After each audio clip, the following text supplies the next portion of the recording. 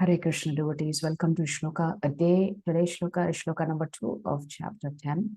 Name vidussuraganaha Name vidu suraganaha prabhavam namaharshayah prabhavam namaharshayah aham adirhi devanam aham adirhi devanam maharshinam cha sarvashah. Maharshinam ja sarvashah. Word for word meaning, translation and purport by His Divine Grace, A.C. Bhaktivedanta Swami Srila Prabhupada. Srila Prabhupada ki jai. Na, Na, never, never, may, me, my, my, viduhu, viduhu, no, no, suraganaha, suraganaha, the demigods, the demigods, prabhavam, prabhavam, origin, opulences. origin, opulences. Na, No, never, never. maha rishayaha, Maharushayaha, great sages.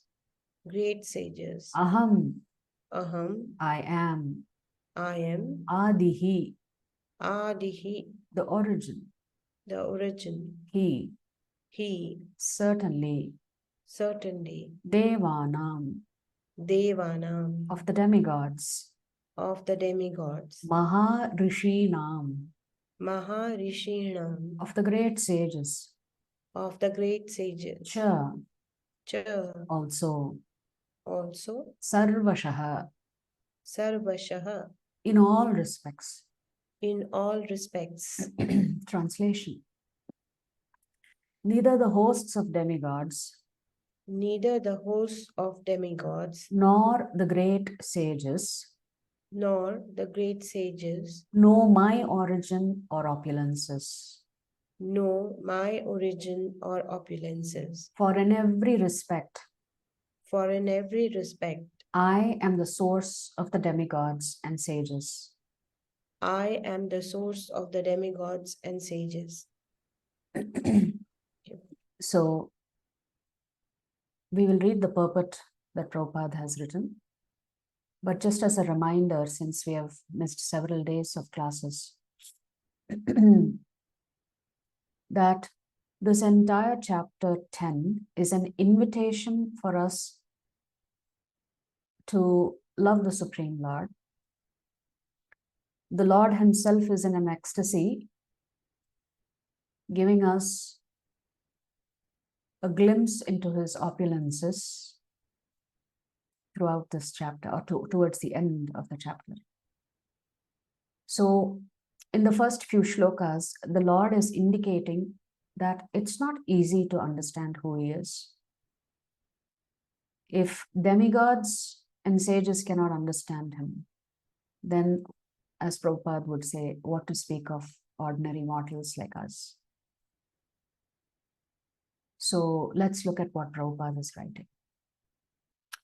As stated in the Brahma Samhita, Lord Krishna is the Supreme Lord. No one is greater than him. He is the cause of all causes. Here it is also stated by the Lord personally that he is the cause of all the demigods and sages. Even the demigods and great sages cannot understand Krishna. They can understand neither his name nor his personality. So what is the position of the so-called scholars of this tiny planet? No one can understand why the Supreme God comes to earth as an ordinary human being and executes such wonderful, uncommon activities. One should know then that scholarship is not the qualification necessary to understand Krishna. It's a very important statement that Prabhupada is making here. We cannot use all kinds of scientific methods and evidences to understand the source, nor can we use all of the knowledge that is there in the Vedic scriptures to understand the source. The source can be understood only by those who are devotees pure devotees of the Lord. And the source can only be understood if the Lord himself showers that mercy upon that particular Jivatma. Therefore, scholarship does not come into the picture at all. You don't need scholarship to love Sri Krishna. And you don't need scholarship to know Sri Krishna. Everything happens through realizations. Even the demigods and the great sages have tried to understand Krishna by their mental speculation, and they have failed to do so. In the Srimad Bhagavatam also, it is clearly stated that even the great demigods are not able to understand the Supreme Personality of Godhead. So the Lord himself is saying here in the Bhagavad Gita that all the devatas and the rishis cannot understand him. Why? Because he is the source of the demigods and rishis as well.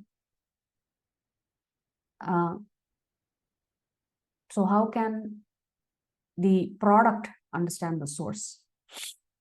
And Prabhupada is mentioning, the Bhagavatam also mentions the same thing. They can speculate to the limits of their imperfect senses and can reach the opposite conclusion of impersonalism. So Prabhupada is saying you can keep speculating, keep wondering, keep guessing, keep coming up with theories, and what will you reach? You will reach the conclusion that there is no God, that God does not have a form. They can speculate to the limits of their imperfect senses and can reach the opposite conclusion of impersonalism, of something not manifested by the three qualities of material nature. Or they can imagine something by mental speculation. But it is not possible to understand Krishna by such foolish speculation. To understand Krishna, we need his grace. Here the Lord indirectly says that if anyone wants to know the absolute truth, here I am present as the Supreme Personality of Godhead. I am the Supreme. One should know this. So Prabhupada is saying, Krishna himself is saying, I am the Supreme. So who are we to argue? If Krishna is saying he is the Supreme, Prabhupada is saying we should simply accept it. Although one cannot understand the inconceivable Lord who is personally present, he nonetheless exists. We can actually understand Krishna, who is eternal, full of bliss and knowledge, Satchidananda, simply by studying his words in Bhagavad Gita and Srimad Bhagavatam. The conception of God as some ruling power or as the impersonal Brahman can be reached by persons who are in the inferior energy of the Lord. But the personality of Godhead cannot be conceived unless one is in the transcendental position.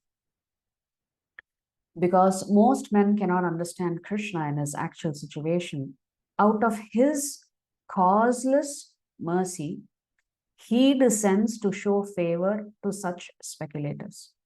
So Prabhupada is writing, the Lord doesn't have to come. He comes to actually favor his devotees. But he also comes to favor those who are trying to deduce who is God through various other processes. So when he comes of his own volition. He doesn't come necessarily to kill or destroy the demons or the demoniac forces. Yet despite the Supreme Lord's uncommon activities, these speculators, due to contamination in the material energy, still think that the impersonal Brahman is the Supreme. So that means to accept that the Lord is impersonal, we have to reject all of his pastimes, all of his wondrous pastimes in Vrindavan, in Mathura, in Dwaraka, in Kurukshetra. All of this we have to just set aside.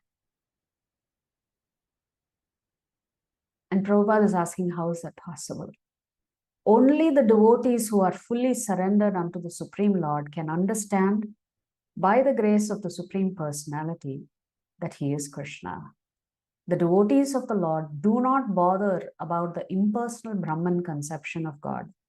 Their faith and devotion bring them to surrender immediately unto the Supreme Lord. And out of causeless mercy of Krishna, they can understand Krishna. No one else can understand him. So even great sages agree. What is Atma? What is the Supreme? It is he whom we have to worship.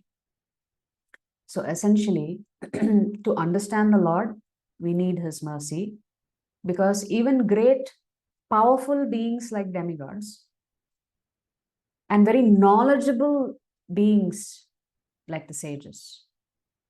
So powerful beings like the demigods, they run the entire universe on behalf of the Lord. Although they are jivatmas, they are very powerful jivatmas.